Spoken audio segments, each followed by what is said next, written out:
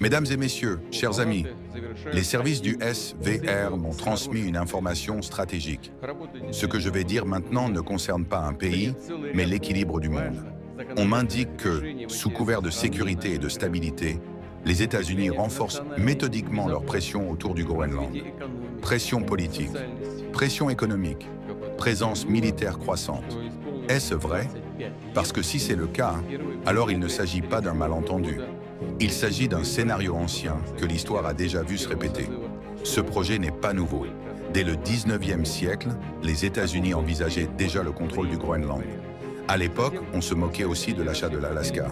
On parlait de folie, de glace inutile. Aujourd'hui, plus personne ne rit. Regardez bien la scène. On parle de paix, mais on militarise. On parle de stabilité, mais on transforme l'Arctique en zone de confrontation.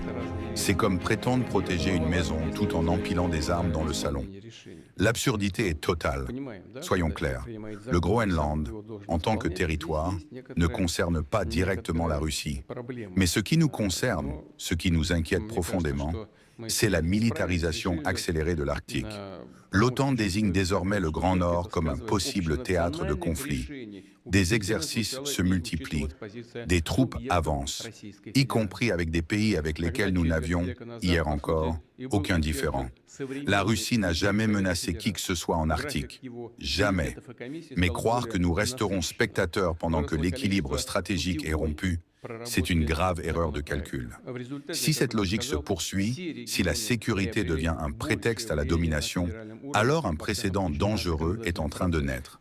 Un précédent où la force remplace le dialogue, où l'histoire se répète parce que certains refusent d'en tirer les leçons.